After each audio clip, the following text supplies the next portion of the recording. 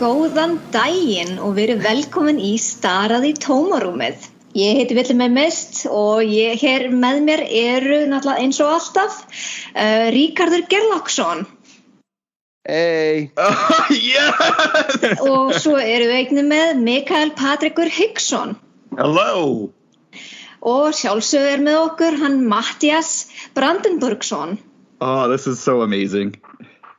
Og svo sjálfsögur eru við með gest hjá okkur sem heitir Eric Raglin. Tack så mycket. I only know Swedish, so. How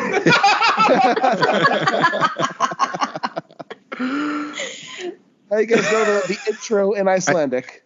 Yeah. I did understand a few words there, a few small overlap words. What? I understood nothing until I heard my name, and I was like, yep, I know to say hi now. Yeah, I figured, I was like, I was so relieved that actually all of your names have like the Icelandic equivalent. So I was like, yes, I'm going to do it in Icelandic. Yeah, there was a brief moment of silence. It was like, that's you, Rich. Yep. Oh, that was so awesome. I love it. Please don't make me do it all the time, though. No. Every week, I think we have a new intro now. This is a special occasion. Yes. And welcome to Staring Into the Abyss, where today we're going to be discussing Patient Zero by Tananarive Due with Eric Raglin. I think I pronounced her name wrong. I think it's Tananarive. Tananarive? Mm-hmm. I never heard it pronounced before, so. Oh, man. Either way, it's a fantastic short story. Yes. Yeah. So like, and for everybody, this was in 2010, and as we discussed the story, it's very. It's actually from 2000. Is it from 2000? The copyright is the magazine, The Science Fiction and Fantasy from 2000, and Lightspeed reprinted it in 2010. Oh crap! Well, that's even crazier. Yep. So yeah, this is about a 21-year-old story. And it's super relevant. It's very relevant. Like horrifyingly so.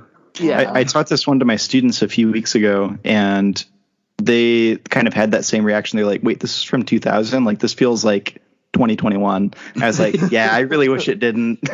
Yeah. But before we get into this story, we kind of like to give a weekly recommendation of some things that we've seen or read. I haven't finished any books this week, but I did start the new Mike Thorne collection. And in next month, he's going to be coming on to discuss the first story in his new collection. It's one of the most horrifying things I've ever read.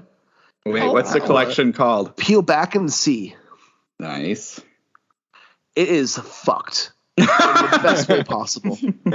But that's my main focus for reading this week.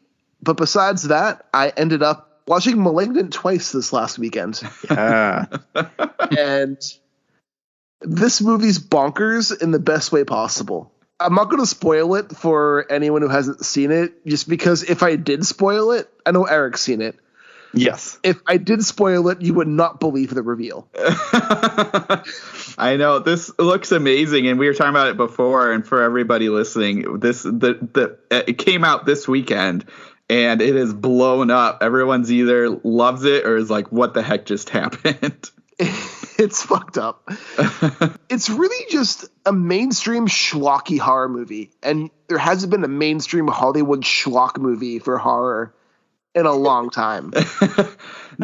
Now, I can't remember, and I didn't look it up. James Wan, did he write it and direct it, or just direct it? He's one of the three writers. Okay. Oh, and his wife came up with the story for it. Nice. Okay. She's also a writer on it too. And this movie, like, there's shades of all era of James Wan in this movie. Not so much Saw James Wan, but you have one part that's kind of Saw-esque, but not really. You have one part that's very like superhero action-y at the end. Yeah. You Is that the Fast and Furious? And Aquaman. Did they have any Fast and Furious? Any cars? No, there's no car chases. Anything about family? Yes, actually. Yeah, all right. I'm in. You have some really gory kills in this movie too. Yes. I did watch this the other day. You did watch this, Mike? Yeah. One thing that I really liked was some of the cinematography was fantastic, and I loved that bird's eye camera shot when she's running through a house and they're like filming it from scene. The ceiling level, so you can see her go through all the various parts of the house. That was a really great cool scene. Oh, it was. I like the Sam Raimi references too, with like the camera zooming in on faces' reactions. It was very Raimi-esque. Or like the part when the camera just zooms into the peephole of the door. Yes, yeah, that was a really good shot too. Very much so. Dang it, I need to watch this. I will say that I would love to see more horror movies like this one that incorporate martial arts, because I absolutely love martial arts movies. And I don't think that's spoiling to say, there's some martial arts in it. I'm not going to say anymore, but it was tight. It was cool. Oh my gosh, this is like hitting all my buttons. Damn it, I need to see it. Yep. Same here. I need to see it. Why isn't it in Iceland already? Like when I first the voice of dissent. When I first saw the movie and the reveal happened, I won't spoil the reveal, don't worry. But when it first happened, I kind of had it figured out a little bit. Yeah. And then it went and it completely committed to the bit.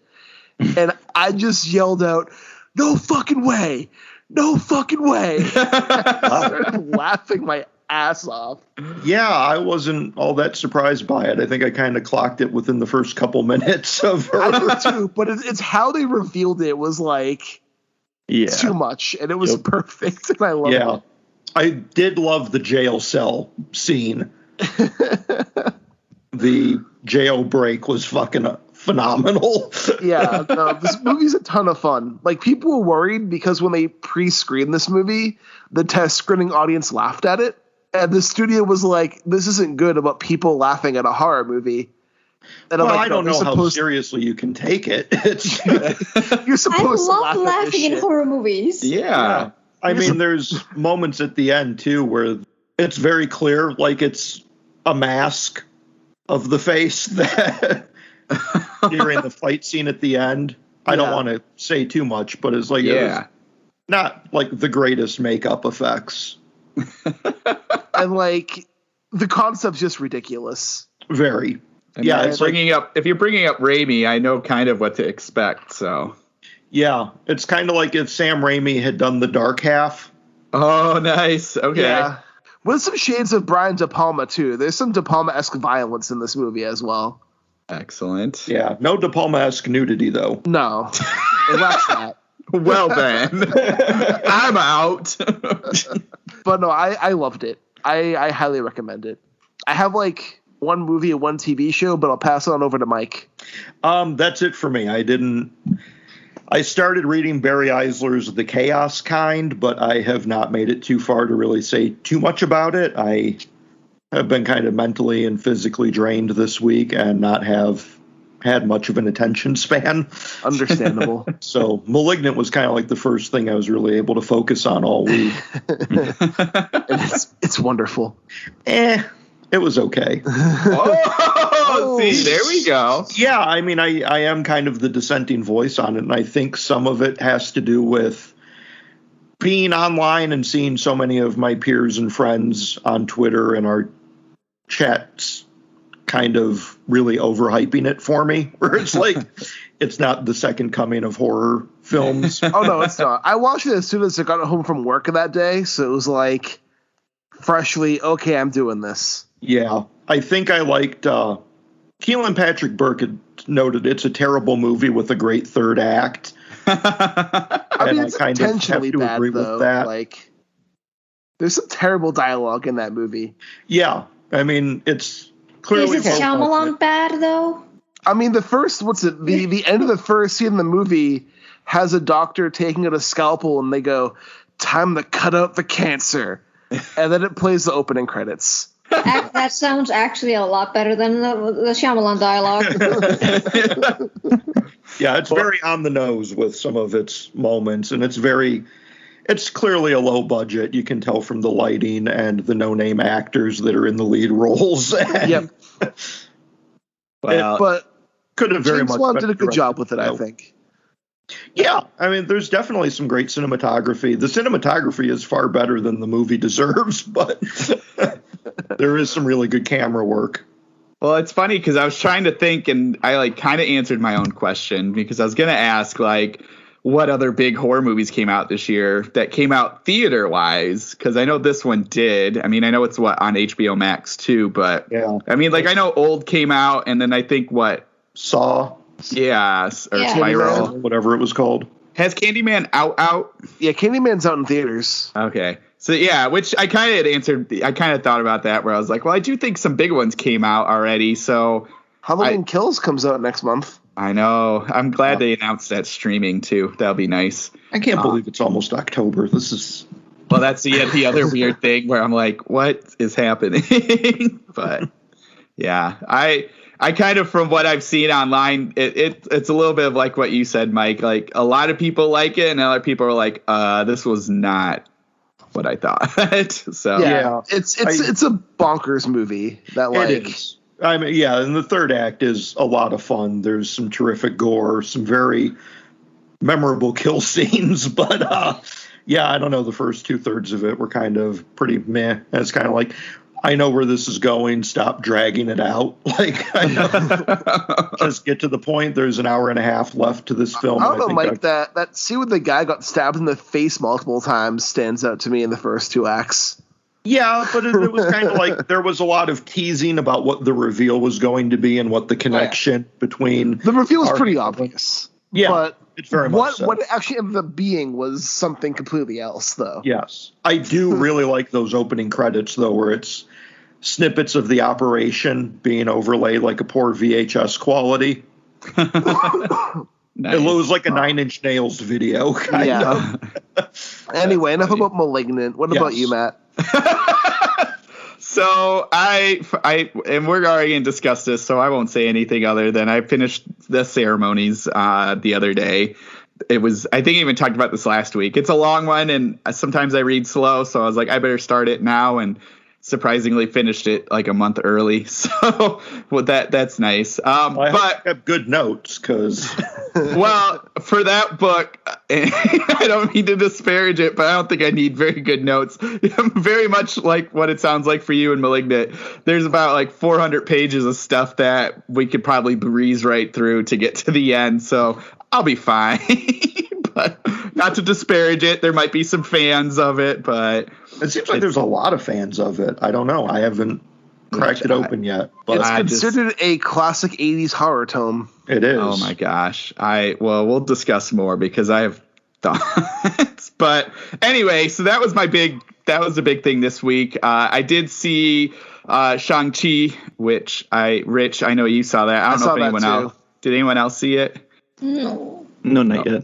No. Not yet. Okay, I won't ruin anything. It's really good. It's probably Marvel's best origin movie. Just because tons of fun. It's tons of fun.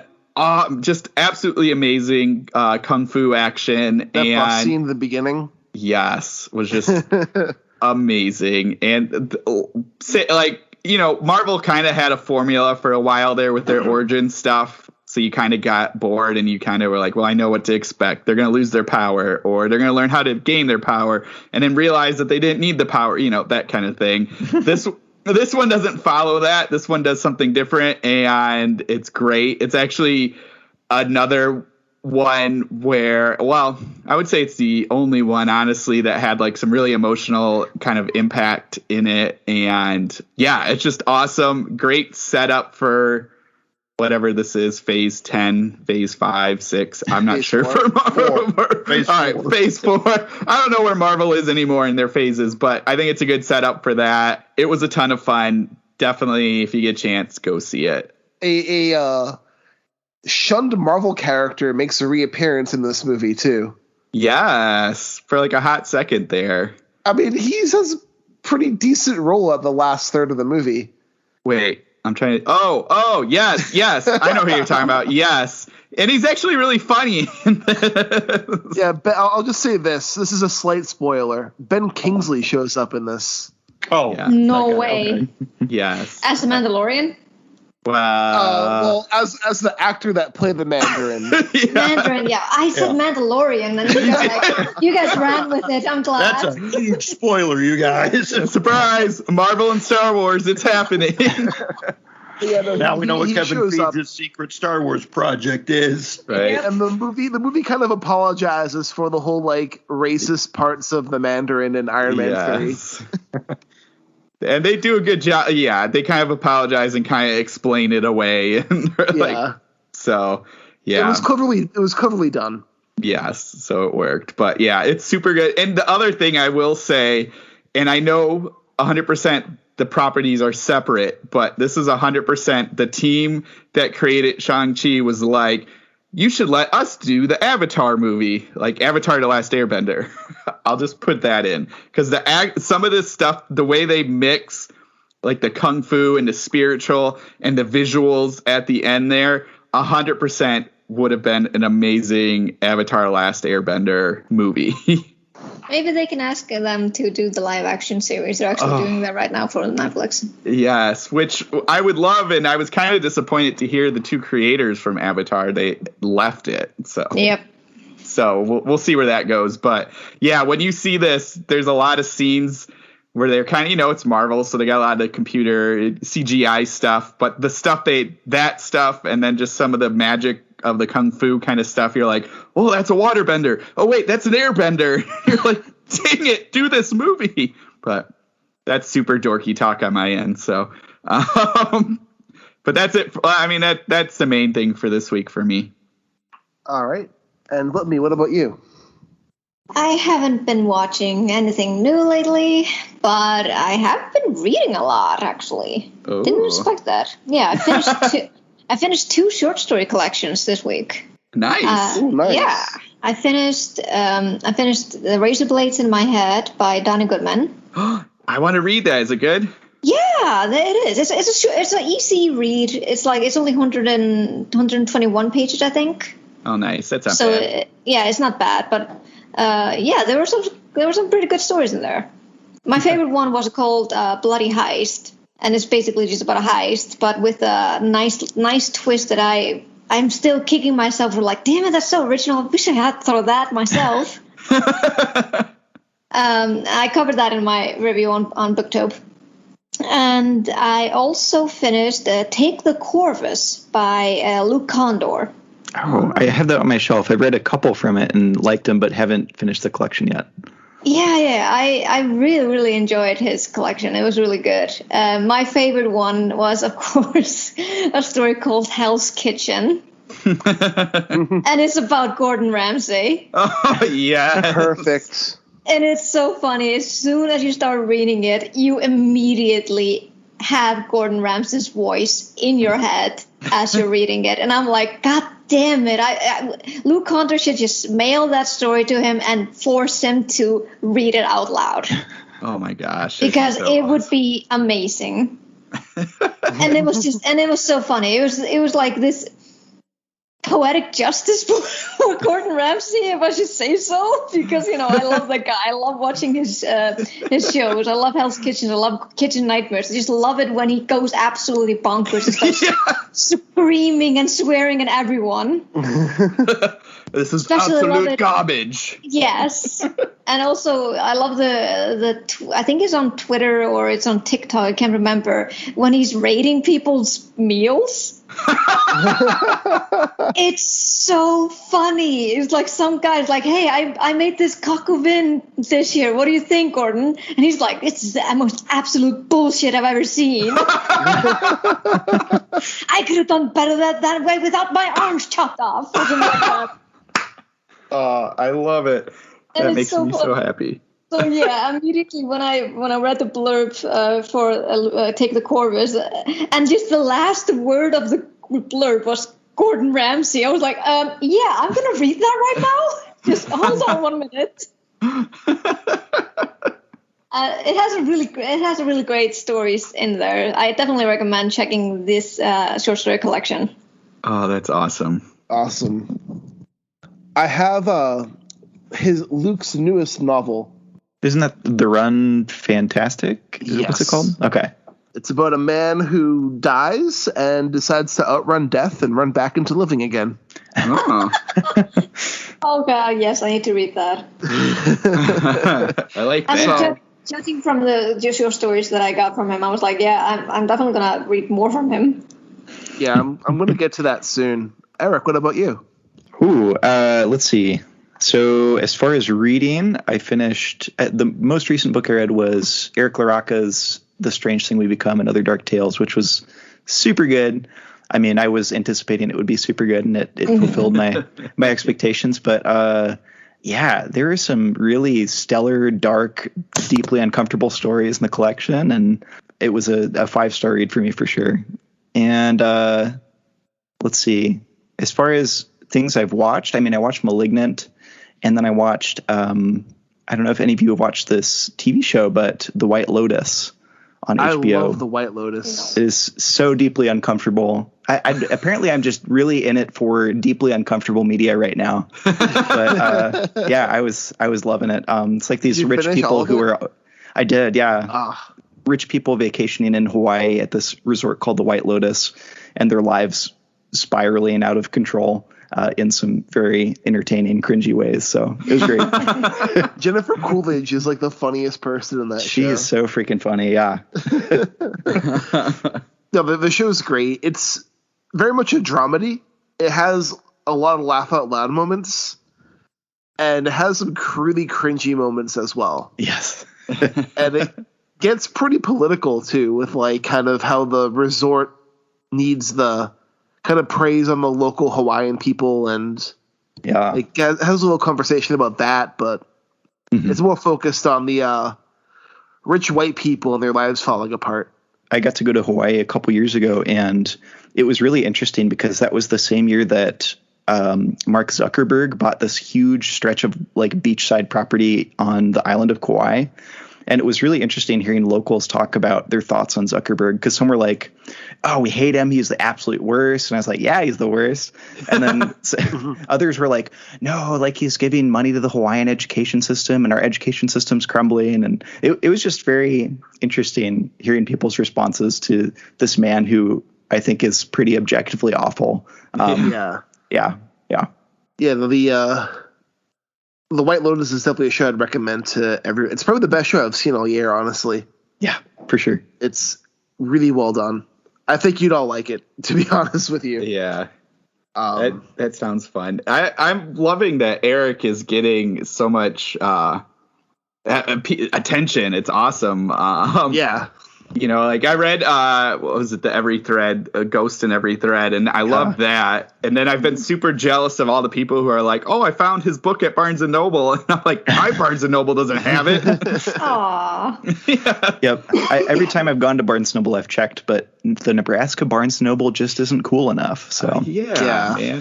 I like the coolest thing I found at the one here was V. Castro's The Queen of Cicadas, and so I bought that. But otherwise, I'm like, I haven't seen Eric's book, and I want it. I'll just have to order it online, I guess. The coolest thing I've seen at mine was Jeffrey Thomas's The American. Well, I mean, we don't have anything like that here in Iceland, so... I was going to say... unless I just, call my local geek shop and like, I have a couple of orders here. And when they were like writing it down, like, I've never heard of those. I'm like, I know, they're indies. Please order more, please. Yes. I do that too.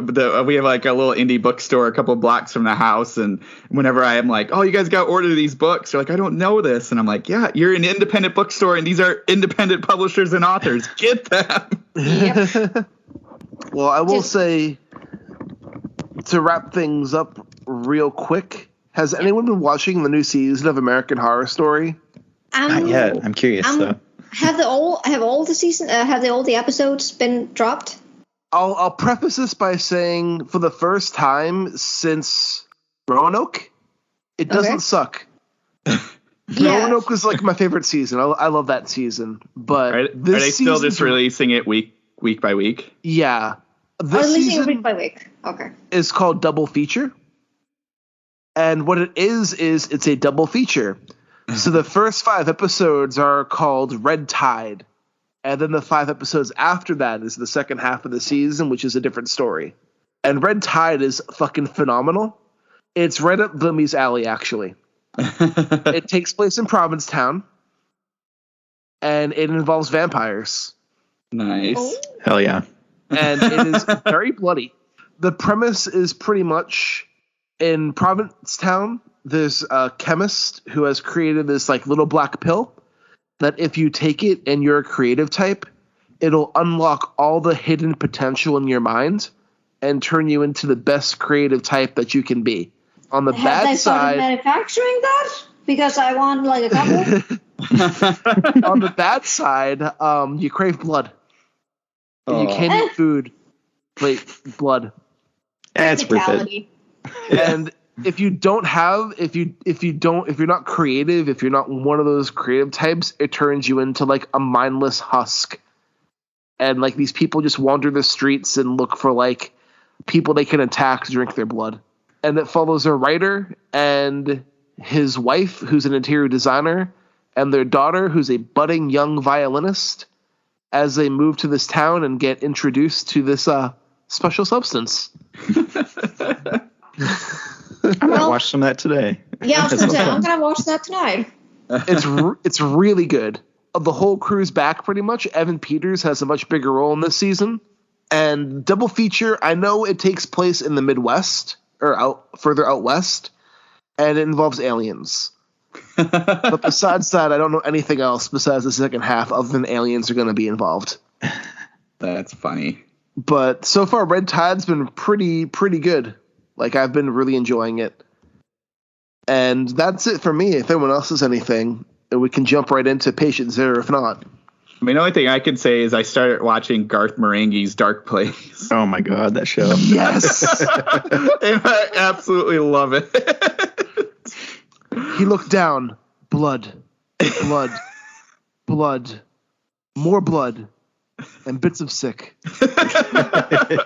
And I think we had talked about this a couple weeks ago, but for anyone listening, it's on Prime. I think they even might have it on YouTube, but I found it on Prime, and it is like this crazy British show in which Garth Morenghi, who's kind of like a Stephen King, Dean Koontz type, is releasing his 1980s show called Garth Marenghi's Darkplace, and so it's this super cheesy hospital horror thing, but like, I mean, all the actors are terrible, purposefully so. You can see wires, and it's just this really bad, all around terrible, and then it's interspersed with interviews. With 3 hours of interviews. It's just really funny. He's like, I took 3 hours of my life to make interviews for this. And it's just him and his assistant. Yeah. And I just love it. They're like it's funny because when I first watched it, I kind of figured that's what it was, but then I was showing my wife and she was like, what is happening? I'm like, it's supposed to be really bad. And like his assistant's like, Garth didn't ask for an actor, he asked for the truth, so I gave him the truth, and he's just reading his lines so fast and poorly. If anyone is looking for something to fill the Garth Marenghi's Darkplace sized hole in your heart, Danger 5 is a really good one too. It's an Australian series, and it's pretty spoofy too, but has very similar absurd humor vibes, but with like I don't know. It's more like action spy comedy. It's very, very funny. So Danger 5, I think y'all would like it if you like Garth Marenghi's Darkplace. I am on board. Did you get to the quote unquote motorcycle chase? No, not yet. It's like episode 2 or 3. They hop on bicycles and they're riding bicycles, but they're playing motorcycle sound effects. Oh my god, this show, it's amazing. So two things, and then we can get back into the realness. For you, Mike, it reminded me a lot of Jonathan Rabb's Crypt of Blood, that Halloween's. That's fun. Okay. Yes. So it doesn't go as dark as that one does, but for everyone else, Jonathan Rabb put out a little Halloween novelette last year, and it's about like a cheesy kind of TV movie thing, and then that turns into really dark craziness. Like the WH and UF Halloween special? Yeah, it's kind of like that, and it's really fun. If you've read any of his stuff, you kind of know his Jonathan Rabb style is very much taking movie type stuff and then converting it into really wacky craziness. So anyway, it reminded me a lot of that. And then for anyone else, I don't know if anyone's listened to this podcast. It's called Best Movies Never Made. and they go through scripts of movies that were never made, and then they talk about them. So they did like these original Alien vs. Predator stuff, and then like they did these Friday the 13th, and they do a little bit of everything, and it's really interesting. But they had, cool. it's like, it's crazy. They go into really in depth, and some of it just sounds bonkers. Some of it you're mad. Like they talked about Guillermo del Toro's In the Mountains of Madness, which would have been awesome if they actually made it, but just, it's Guillermo del Toro, so he made it really over the top, and they just couldn't afford it. But anyway, they talked to this. What I'm thinking of is this Heat Vision and Jack, which was Dan Harmon and oh my goodness, John. Or why am I blanking on his name? Oh my goodness. Anyway, his partner. Why am I blanking on his name? Because it's so important. Anyway, Heat Vision and Jack was going to be this crazy 90s show that was way over the top, and it reminds me a lot of this because they just couldn't go as crazy. Like Ben Stiller wanted to do this and everything like that, and the people just didn't get the humor at the time. But then when you watch this, and it just seemed like that crew that's doing this Garth Marenghi's Darkplace was able to do like every bonkers thing. Exactly like Rich said, bikes that sounded like motorcycles, and like the nurse or the doctor, she's a female doctor, and she has telekinetic powers, and it just goes off because she's gonna get chicken. It's just so crazy. His body was a portal to hell. Oh my god. Anyway, sorry to derail us, but I just wanted to bring that up. I'll just check those out. But no, I think our audience of the show would appreciate stuff like Darkplace. Definitely. It is wonderful in the best way possible. It is great. And also, there's a lot of British actors in that show who got their debuts on it. Yes. What's his face? The guy who's in What We Do in the Shadows. Matt Berry. Yeah, Matt Berry. He got I think that's his first main TV role. His voice is just. I wish that I could replicate it. Hey, Doc. No, I can't do it. It's terrible. I think my favorite line is just how he says it in the first episode, where he's like, "What is this crock of shit? Am I in Saints crock of shit?" Just the way in What We Do in the Shadows, the way he delivers every swear word, you're like, his voice just is perfect. But yeah, it's basically the two. It's the guy. I think it's most of the crew that did IT Crowd. Richard Ayoade from IT Crowd's in it too. Yeah, so it's like right before that, and then they did IT Crowd, and so it's awesome. Definitely check it out. Amazon Prime. And it's wild. But you know what else is wild? Patient Zero. That is not the Jonathan Mayberry novel. The hell you say? You're like, wait a minute, I read the wrong book. I mean, it is a good novel, but this is not that novel. No, very different. This is awesome. It's a wonderful short story that is incredibly relatable to life today. Yep. Yes. I will say I could tell it was written in the late 90s, early 2000s, where the first entry was all about Dan Marino. Laces out, Dan. I want to watch Asian Tuna now. No, you don't. That ending has aged incredibly bad now. I know it has, but the ending is one of my favorites. It's I know. I kept thinking about the Dan Marino Super Bowl ring. So, I guess the only way to really get into the story is you have to dive right into spoilers. I mean, what we can say outside of spoilers is, like we said, written in 2000, it's in light speed in 2010, and it basically captures a virus that is spread throughout the world, and people are getting sick and dying from this virus that's going. And we're reading the journal from a boy who's locked in a room in a medical facility. Yes, and she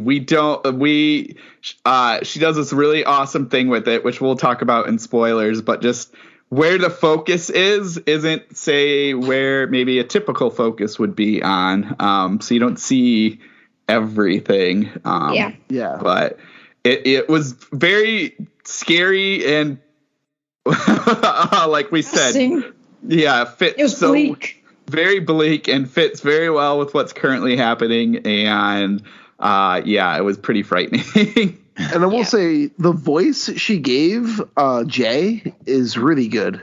Yeah. It is. Yeah. Like it read like I was reading a teenage boy's like notebook. Yeah, it was a very convincing voice. Yes. So it's a really good. Definitely check it out. There's in not a bad way questions I have. I'll put it that way. I have just some wondering what theories some people had, which we'll get into spoilers, but definitely worth hunting down. It's on Lightspeed. Google it. You'll find it. Read it. You can read it free online. Yeah. So, all right. Now I think we get into spoilers. Yeah. So, I mean, it opens up pretty innocently, where it's just this boy's talking about how he's so happy he got an autographed picture of Dan Marino and how Dan Marino's the greatest football player ever. And he starts talking about the doctors, especially like Miss Mengiat, who is a Haitian tutor who often comes into his room. But we get the sense that he's kind of stuck in this room and people are going in to visit him and he can't leave. Yeah. And also we learn that in the first moment is anyone who goes into his room has to wear a plastic suit. Yeah, a hot suit. Yeah, hot suit. And it's interesting. interesting. It's called a hot suit, obviously, but he just says a plastic suit they have to wear. Yeah. And it's interesting, too, because, you get the Dan Marino picture, and then he's also talking about he got a phone call from the president, and the president saying, we're all praying for you. We're all hoping you're going to do well and all this stuff. So it's this really fun setup because you're kind of thinking, oh, he's sick, especially then when you kind of go in and it's like the last wish before you die. And so you kind of think he's like this boy in the bubble kind of situation, which I love. I think they set the tone for that immediately at the beginning when Veronica is tapping on the glass. Yes. That's how I immediately found out. I'm like, okay, he's not a normal boy. Yeah. Yes. Yep. What I found most interesting, though, was the way Due subtly builds this idea of a threat that is actually happening outside the hospital room. Yes. Yeah. That was, I think my favorite part of it was how much of it happens like off screen with these little hints. Like it's just so subtle, but it's so effective. Like talking about, the electricity wasn't going on today, or this person just never came back and it's never explained, where exactly they went. But, we know. Yeah. We know where they went. It was heartbreaking when Veronica, jabbed a needle in her. Yeah. I just like, oh shit. We're not going to see Veronica again, are we? Yeah. She's gone. Yep. Yeah, she's gone. And there's that disconnect too in the beginning with Jay and his teacher when, you've got this guy, this boy who is in solitary confinement basically at a hospital, and you get this idea of like the bubble boy and somebody whose health is so fragile they have to be quarantined. But the teacher says to him, when everyone can be as healthy as you, that'll be a happy day. Yeah. It's like, okay, well, that's kind of fucked up. I wonder what's going on here because, this is, in some regard, it's a sci-fi story, but it also has a lot of horror elements. Mm-hmm. So you're immediately kind of put back on your heels like, okay, hold on. Is she just trying to butter up the kid and be nice to him and keep him calm, or what the hell is going on outside? Yeah. And then you get this idea with Ben. Dr. Ben won't let him watch television programs from the outside world. Yes. And he's watching Big, which he's seen like 100 times. And it's a good movie. Miss Malignant had told him that it was a real toy store in New York. And like, okay, well, why the past tense there? Yeah. I think it's really interesting with how her lessons with him shift too. Like, she'll sometimes abandon like talking about George Washington or something. I don't know what the example was, but she'll start talking about like identifying different plants. And it's like, oh, yeah, she's preparing him for apocalypse world. This ain't great. Yeah. These are the safe mushrooms you can eat. These are the ones that will kill you. These are the fun mushrooms. Yeah. These plants have a poison that have to be boiled out before you can eat it. Okay. This is an odd tutoring session, but Yes. Yeah. And I love it too because like you're that kind of comes sort of late because you're getting like all these little hints about what those lessons are. And then, it's just like that kind of slow progression of what you're seeing outside of the window. And then that's when you're like, oh, this world is not in a good place anymore. Yeah. And then you even see internally outside of his room more immediately how the building itself is starting to break down. Yeah, the ceilings. The water, everything. Yeah, the hallways are flooding. There's dirty water. There's days where he doesn't go get any food. Yeah. The people that are coming to visit him haven't washed in days. Yeah, I was going to say what's interesting, too, again, this slow build is like you're half of the beginning half of the story. It's just so subtly put in where and I can't find it right now, but it's pretty early where he's describing Miss Malignant, and he's like, well, I don't see her very often outside of her hot suit, but today I saw she's always so clean except her feet. Her shoes are super dirty. And like, so you're kind of like, oh, well, that's interesting.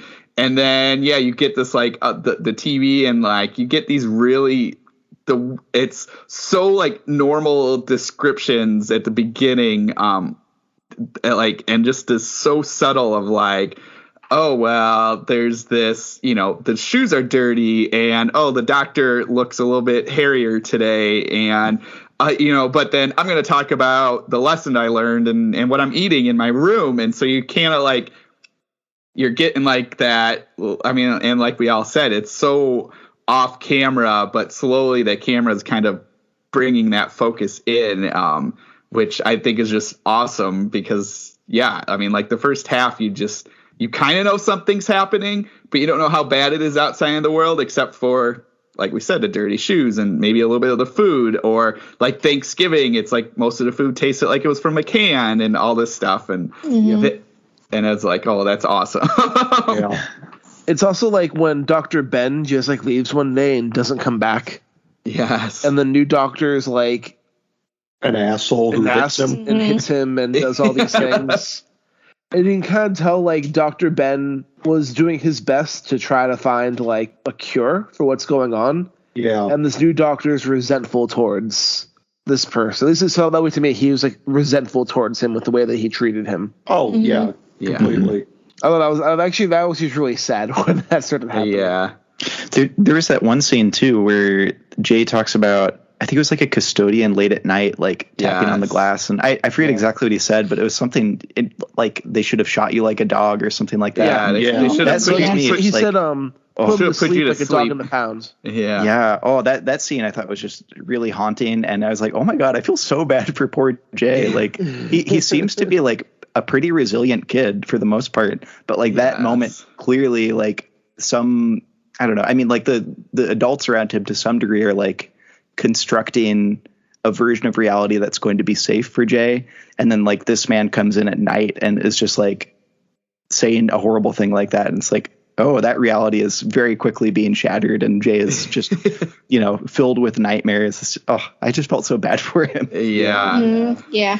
Well, and it's crazy because I was going back and forth, especially in the beginning. And I guess I should say, too, I don't know if we had said, these are all his journal entries. So we're getting dates. And it starts, I think, in September. And so, like, we're slowly jumping through. And like I said, Thanksgiving, and then you get the Christmas and stuff. But the first couple entries, and even, like, up when they started talking about, like, medicine and stuff, I kept going back and forth on, and they sort of answer it, but then they sort of don't. But anyway, at the beginning part where I was like, oh, well, he's the only one that is immune to this sickness, and everyone else is sick. And, like, you kind of get, I mean, like, it is that, like, so they're trying to keep him safe, but at the same time, it was because he was sick and then he got over it. But up until you kind of get that exact part, I kept going back and forth, and I'm like, well, maybe, this is kind of like a I Am Legend kind of thing where he's the only one that isn't what everyone else is, and they're trying to figure out why. And then they're like, well, no, he did get sick. And so I was like, okay, well, that answers that question. But I did like that play, and I think that's one of the things in here that is really cool is just the way she kind of plays with your expectations just enough and keeps you little off center where you're like, I don't know everything that's happening. So like he could have been the only one that never got sick. Yeah, there was mention of a couple girls in China that had also not been sick, but he asks Miss Manigat about that at some point, and she's kind of like, no, we're not talking about that. Yeah. Yeah. Like, oh boy, okay, so what did the Chinese government do to these girls if this is what is happening to this boy in America, in Miami? Like, what happened to these other girls? That's pretty frightening speculation, given that one of Jay's notes is like he's already been operated on like 10 times, and he has had things taken out. He feels fine mentally, but inside his body, he knows things are different. Yeah, it's so. I think also the thing about the Chinese girls, I think it was due not to the shady situation in China when it comes to girls there. Yeah, I think it was definitely a combo of that and then just and like even I'm looking through, and I think what's interesting and ties to all of this and even ties to the present super much is in the November 12th entry, his teacher, she starts talking about medicine, and she's talking about how like, medicine and diseases, how they used to kill people a long time ago, but then they would find drugs to cure it. And then what like really set me off and was like, oh man, this hits too hard today. She's like, sometimes a new disease comes along, and sometimes it's an old disease that was hidden, and then it comes out. Yeah. And then she's like, this is how nature balances the planet. And doctors find a cure, but there's always something new. And I'm like, oh yeah, we call it Delta and Lambda, and what's next? Yeah. Well, there's now a new variant of COVID-19 that is apparently getting out there. Mm-hmm. That might have an easier time getting around immune systems, but has not been very widespread yet. It's only Sunday, so we'll see. Yeah. That I thought was like an interesting ecological component of this too that also felt pretty prescient, was like the disease seemed to have come from Jay's dad, who like worked on some oil operation in I was about to say Australia. Nope. Alaska. Yeah. And a little different. And like when they talked about like, nature balancing itself, I was like, ooh, is this like some like oil energy commentary that Tananarive is giving in the year 2000? I'm like, ooh, I'm digging anything she's putting out here. Like, oh yeah. Yes. I think it was. Yeah, I think there is a bit of commentary on that when you tie into the oil drilling with the concept that the world is trying to rebalance itself. Mm-hmm. Yeah, I think there's definitely an environmental message that's being delivered there. Yeah. Which almost like it's like Earth is a sentient being in this. Or like that could be one reading of it that I think is kind of intriguing. Yeah, very much so. It has a self-defense system. Trying to remember, there was a short story I read earlier this year, and it kind of takes that concept where it's the Earth, but it's specifically the oil is sentient, and that's why we are so dependent on it, is because it needs to come out of the Earth, and so it's interesting that bringing that up with this, because somebody explored that. But the other thing, like, and again, what I was saying, like, where you don't know at the beginning, when start bringing up Alaska, I started thinking of like The Thing and everything like that. Where I was like, oh, maybe this is some sort of alien virus and not just a normal virus, but it doesn't go that way for anyone listening. Yeah, no, I think it's something more primordial.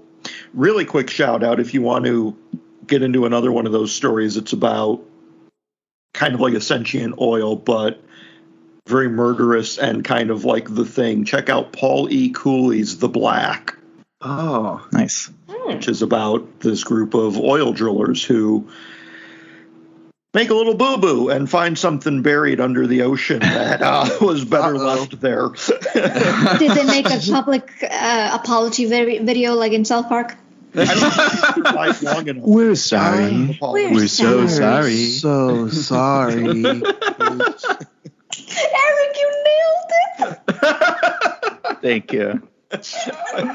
I'm working on my audition tape.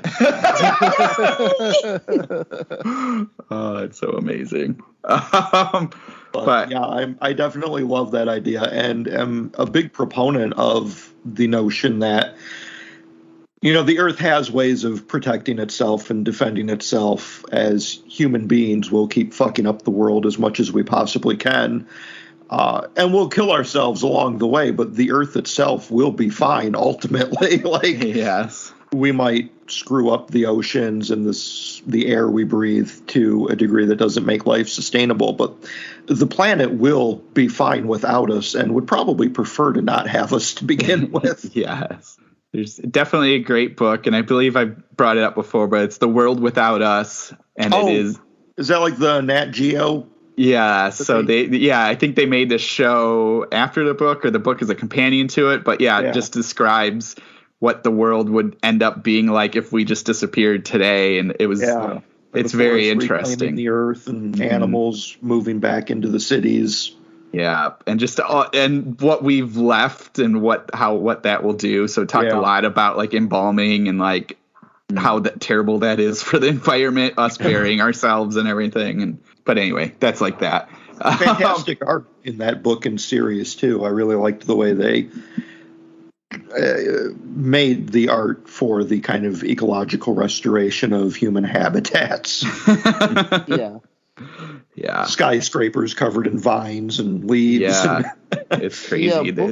The art in the book was actually used to influence concept art for The Last of Us. I am not surprised by that.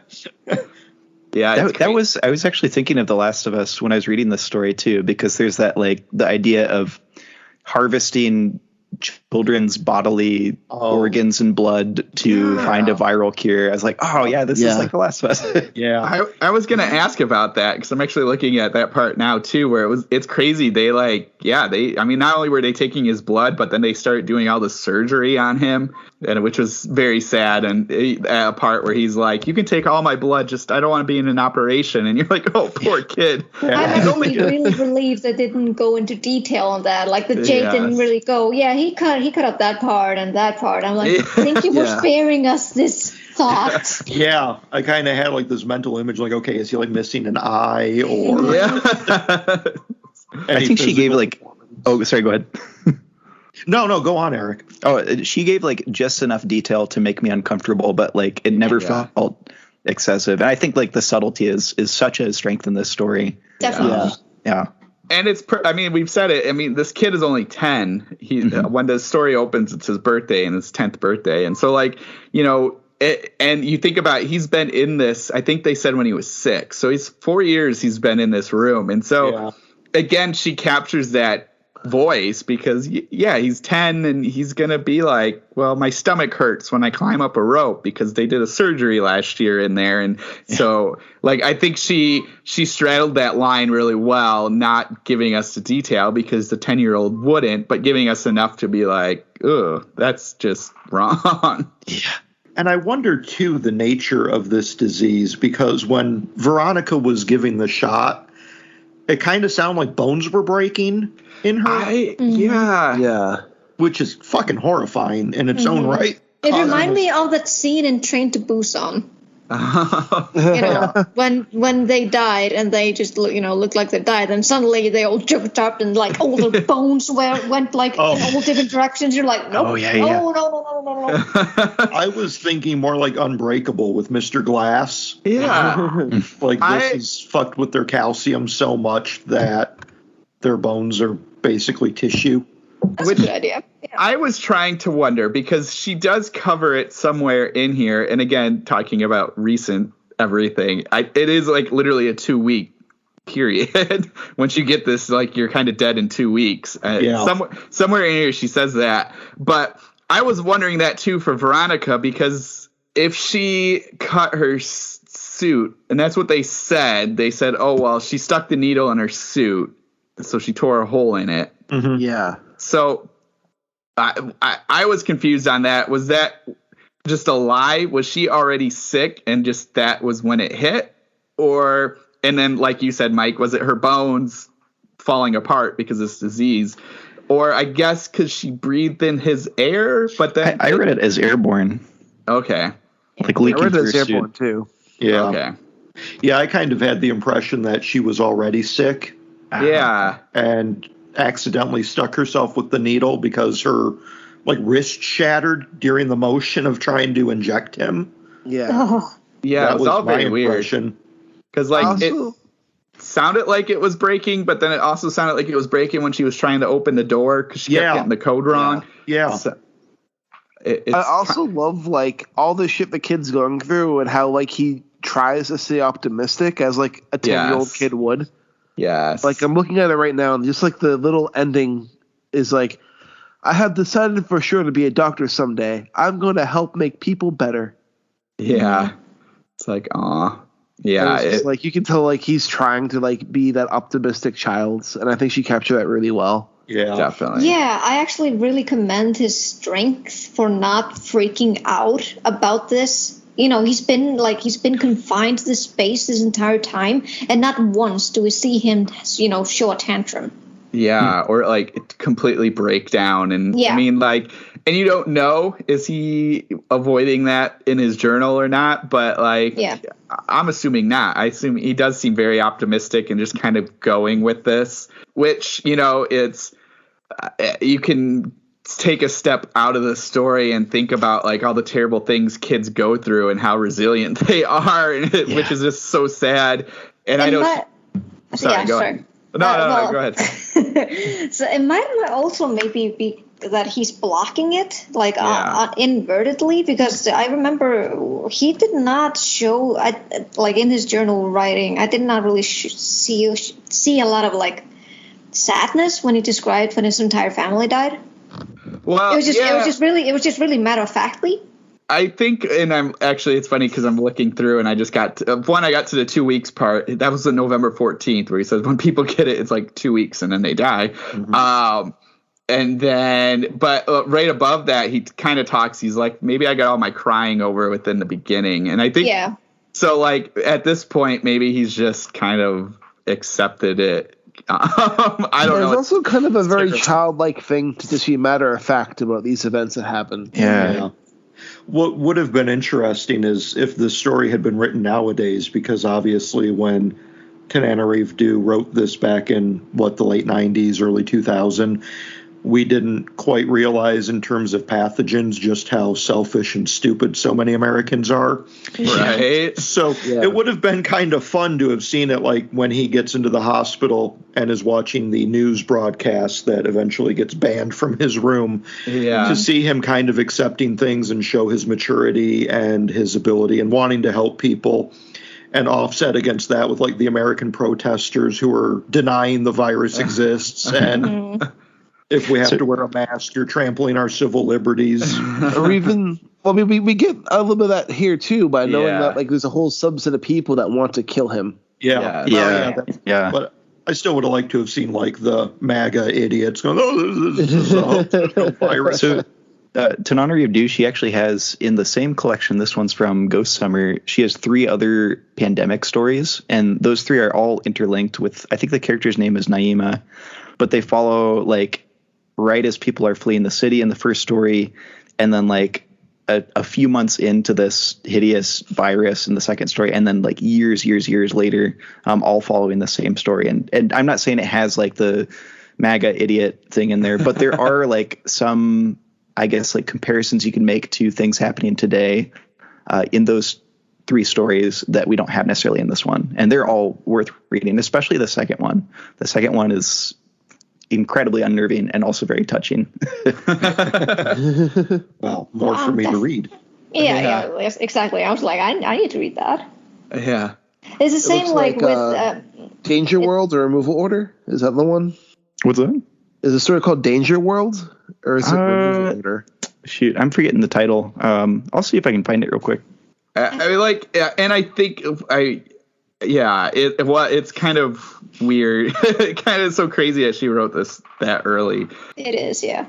But it's I think we we see a little bit of both, and I was trying to think of some other stuff that came out before that because like we said, the janitor's kind of like, we need to kill you. We should have killed you a long time ago. And you got the French doctor who's also saying like, hey, smacking you and smacking him and everything. So like, it is kind of that jealousy of being alive and everyone else not. Yeah. I have a question that's not really about this story, but has anyone ever read The Parable of the Sower by Octavia Butler? Not yet. No, I not yet. highly recommend it, especially if like this one. It's another story. Like, she wrote this back in like 1991, but a lot of the stuff that happens in that story is very relatable today. Yeah. In the same vein of like what's happening in this story. Haven't people been saying the same thing about Paul Tremblay's Survivor Song? Yes. Paul Tremblay wrote Survivor Song like a year before the pandemic happened. Yeah. Which is crazy. Yeah. Well, thankfully, no one has So drawn crazy. any parallels between the pandemic and Mass Hysteria by Michael Patrick Hicks. Available now on Kindle, print, and audiobook. No one's been going ape shit crazy and eating babies yet. So Not yet. It is still early in this pandemic. We're only a year and a half into this. We've got new mutations and new variants. So That's so messed up. that was actually the first book of yours I read. surprised it wasn't the last. But yeah, like the Parable of the Sower, it's like it's an apocalyptic event where like the world's being destroyed via climate change, and it follows like a woman who a lot of people are trying to break into like their community, and it has a lot with like segregation between white people and black people. There's a lot of MAGA idiots that appear in that novel that predate MAGA idiots in real life. And yeah, it's a wild ride. Well, nobody can say we weren't warned. Right. Yeah. Yep. Oh man. But If yeah. you look at Texas today and Margaret Atwood's like, I told you, I fucking told you. Now we've got bounty hunters tracking down Uber drivers, taking women to the clinics. And it's like, God. okay, well, Jeez.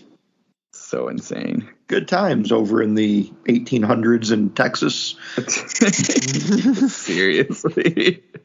But back to Patient Zero, I want to say I really love the ending to this story. Yes. And Yeah. I really want to follow up. I Yes! wish we could go along with Jay and see what the What world looks happened? like when he gets out of there. Yes. I felt, as much as I love the ending, I'm kind of mad at Doom. Like, you bitch. I wanted more. Well, it's just like I just like how it's like whoever's reading this, don't worry. I'll tell everybody I see, please not to get too close to me. I know Yeah. Dr. Ben was very worried I might make somebody sick. Yeah.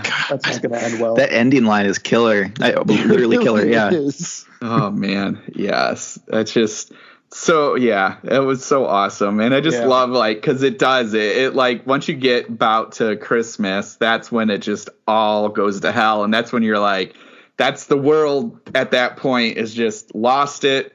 You know, people are clearly dying off even in there because like you get comments of people just staying at the compound or whatever it is. And then they're not showing up. And then I love that it's like, actually it's February 14th. So, you know, Valentine's Day, bummer, is when she when she gives him the code, and that's when she's like, you know, you're gonna have to leave if I can't feed you because you haven't been eating because I've been sick or tired, and it's just so sad. And then like when he leaves and he goes to the kitchen, there's no food. Yes. Yeah. Oh man. Or when she does read his notebook. And she the way he describes it is her mask was on weird, so he couldn't see her face because it was all fogged up. And you're like, oh man, she's like, I like that you called me your best friend. And it was just like, oh my god. Yeah, there's a lot in this story that's just gutting. Like, Yeah.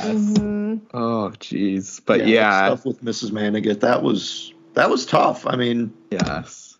so you know she's sick, she's completely fucked up, and you're seeing that in the way how he's observing the way this suit is all disheveled and it's not on right. It's like, oh man, like, Yeah. oof. I want to be. Oh, go on, Eric.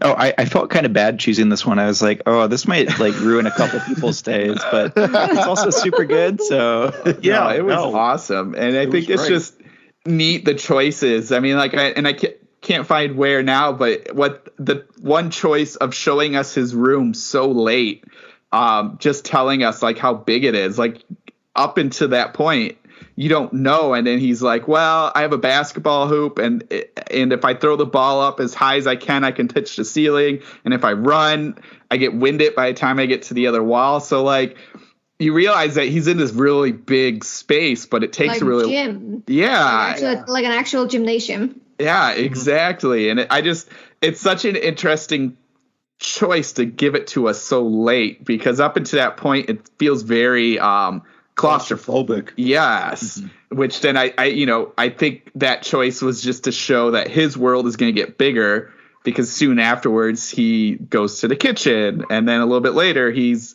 clearly leaving the building. And so I love that. Just the way she does everything. The dirty water that is pouring out from the ceiling outside, and even just the like little like character background of like, well, the water has the same color as when my dad would change the oil, or this room is bigger than the hotel we would stay at, and my brother was always worried about money, and so I didn't ask for anything, and like none of that, it's all just cool like background painting to make this a richer story, which is just so awesome. Yeah. Did you also realize that, the thing that he mentioned about he didn't ask for anything more still carried on with him as he was transferred into this room? Oh, you're right. Yep. Oh, that's awesome. It still carried on because, he wasn't allowed to, watch the news or anything, but he again felt that there was something that would make others mad or something like that, and he decided not to ask for anything else. So he got videos and video cassettes Big 100 times. Yeah. Oh, and I remember he got even the first entry. We kind of know things are also not good when they're like, "Oh yeah, football isn't happening anymore," and he's like, "But it's September. Football has to happen in September." Yeah, my first thought, this was written during the football strike. And that's also, that little detail where he's like, I've realized that Dr. Ben's handwriting sort of looks like Dan Marino's autograph. I was like, oh no. Oh, that was rough. Yeah. I lied to you, kid. This whole thing's a lie. So it's just so cool that like the way she constructed this is just amazing because of all of that, where you're like these little things she spreads throughout, and this background story that we're not seeing of like, even like he looks out in the parking lot near the end, and he's like, it's just all glass, and there's a car with flat tires, so you're like, oh, the world just fell apart. Yeah. And it's like, I want to be optimistic about his chances and his survival skills going into this new world, but it's like, I'm not that guy. Yeah. I mean, he's also a 10-year-old kid going out into this world. It's like, okay, well, I live in the U.S. during a pandemic, and I've seen how these people behave in grocery stores and airports, and good fucking luck, kid. And he's then a 10-year-old kid in what I'm assuming is Florida. Yeah. Yes. Or at least he's from Florida. Maybe he's somewhere else. That's true. You already know this place is like a fucking hotbed of disease, and no one gives a shit. He's also had many organs harvested. Yeah. Yes. Mm-hmm. So he probably has had his spleen removed, so there goes some of your skills. So then it's just like he's going to have to do what he has to do. Yeah. But he's already at a disadvantage. Yeah, so my thoughts are he's going to run into these guys that are like trying to beat up the stewardesses at airports because they don't want to wear a mask, and then they're going to attack people at grocery stores and taunt people who do wear masks. That reminds me, have you guys ever seen or read the comic Sweet Tooth? Yeah, not yet. The Netflix show is really good. It's a lot lighter than the comic is, but he kind of reminds me of Gus a little bit from Sweet Tooth. Yeah, definitely. But I mean, I guess that's the question, because we get earlier how many people have been sick or died, and it's like millions. So is he like literally alone, or do we think, Well, that's my other thought, is because I was saying earlier that I kind of wanted to see a follow-up to what Jay experiences in this world. Mm-hmm. And then I realized we already did read that story with Survivor Type.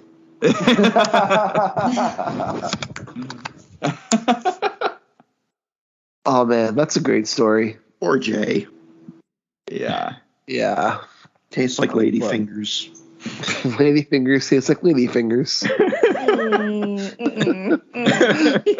God. I was going to say too a minute ago, talking about like people who go to grocery stores and, cough on people. I had the displeasure of the town I live in having a certain viral video of a woman going through a grocery store and intentionally coughing on people this week, but she did get fired. Yeah. Well, that was your town? That was my town. Yeah. Was it on TikTok?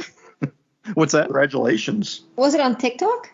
No, I don't know where someone posted it originally, but they TikTok filmed originally. her. Okay. Gotcha. Yeah. So she got fired, which is great. Yeah. So what is SAO? I saw she was fired from something called SAO, which I'm not familiar with. Oh, I have no clue. Okay. I thought maybe there was a regional secret you could share with us. Honestly, she deserved it.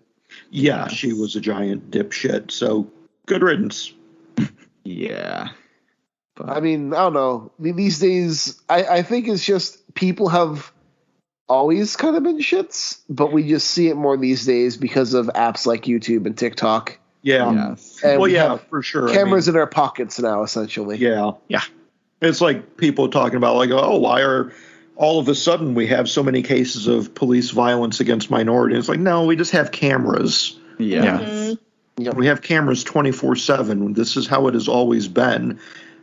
We just can post it live nowadays. We can just We can spread it around so everyone can see it. we just point our phone and stream it to Facebook and Twitter. And it's like, okay, this is how it's always been. It's just the technology has finally caught up to expose it.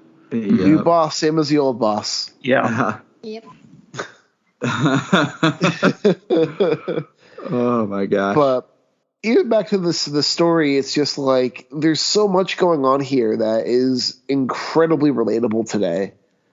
And Yeah. I don't know if part of it is just like, this is obviously going to happen if these things happen, or if part of it is just like someone has a really good imagination that was probably too good.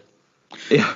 Well, I know I was trying to think. I was like, because I know we had like Zika and SARS. I was trying to think of what was around this time that maybe spurred this thought. Well, I mean, keep in mind, too, that scientists have been warning us for decades that we're overdue for a large, massively deadly pandemic. Like, COVID is some serious shit, but there's still things that are going to be coming that are worse, I think. Like, we haven't had a Black Plague kind of event.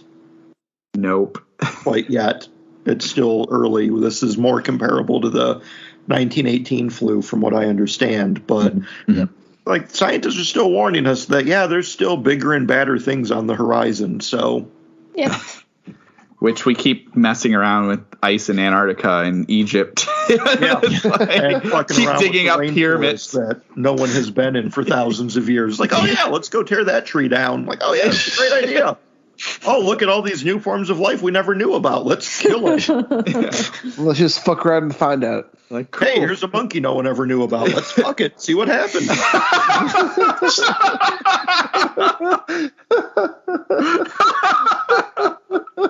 Oh my God. It's so all for Exxon.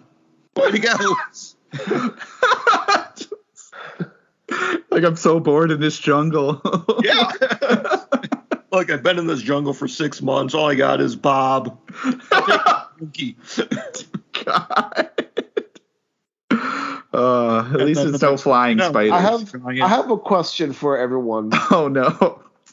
How like, after we're done with this hell that we're living in now with COVID, well, what makes you think we'll be done with it? we're doing something else. But do you think we're getting lots of pandemic stories in the next couple of years? Yeah. So Probably. Yeah. Well, and that's what's interesting about. I mean, this you're one. already getting the pandemic romance stories. Yes. God. fuck my COVID, Yes. It's just insane. which I did buy, but I have not read yet. Is this like the stories of people falling in love with the sentient coronavirus or something? Yes. Yeah, like to the coronavirus and stuff You know, like that. I'm wearing my currently I'm wearing my Chuck Tingle shirt, and I'm glad that Chuck did not end up writing sexy coronavirus story. How to get butt by the coronavirus. Yeah. Oh my god, it's so insane. I love Chuck Tingle. He's amazing. Next virus, maybe. Next.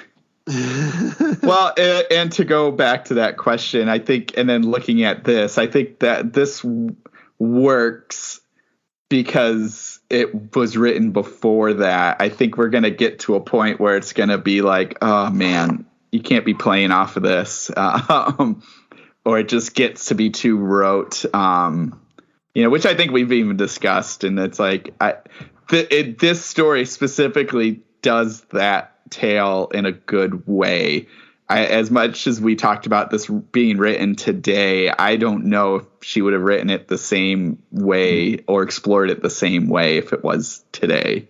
Yeah. I remember when I talked to Paul Tremblay for my podcast, and I asked him like how he would have written what's it called, Survivor Song, if it were during the pandemic, and he was like, I wouldn't have written it. I'm like, I don't blame you. Like, I guess like my follow-up question to your question, Rich, is like, would you want to read more pandemic stories after all this shit? Like, no. I don't know if I would. I would. But this is a good one. Be reading nothing but older fiction until that phase is done.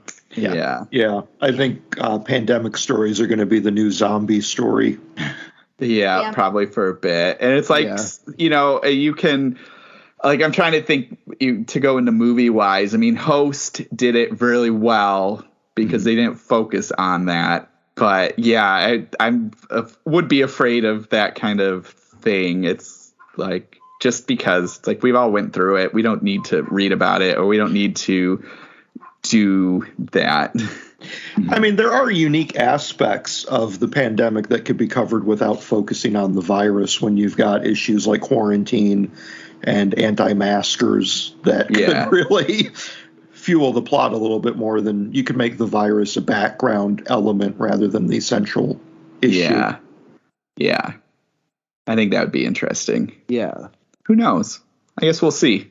Well, I do want to thank you for having us read this story. It was a gut punch, but it was a really great story. It's very good.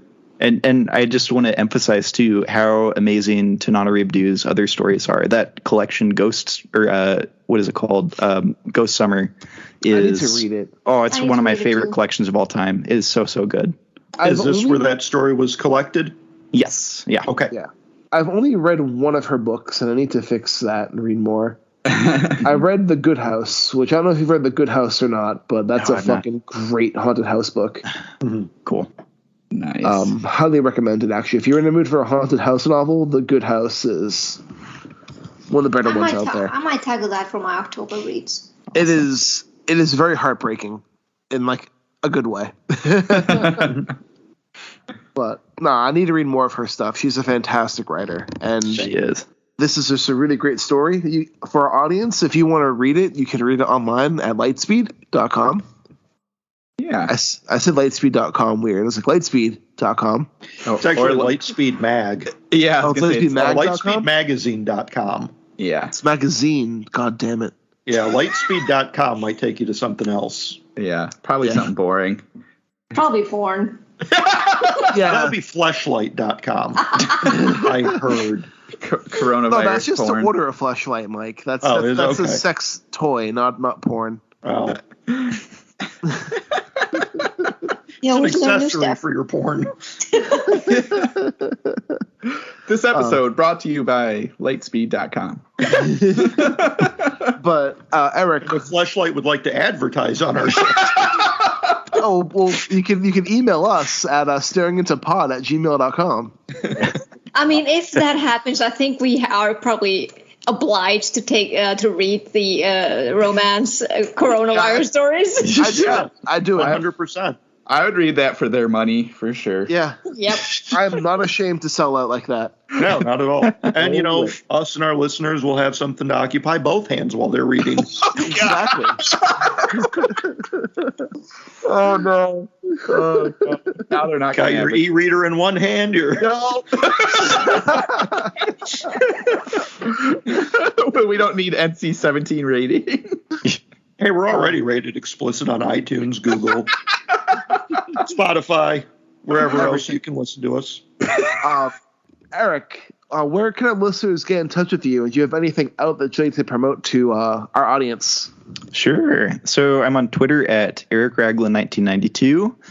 I just had a book come out like a week ago called Nightmare Yearnings, and I have an anthology that I am editing and putting together and hope to release in December called Antifa Splatterpunk, which is, as the name would suggest, anti-fascist splatterpunk stories. So that's pretty much it.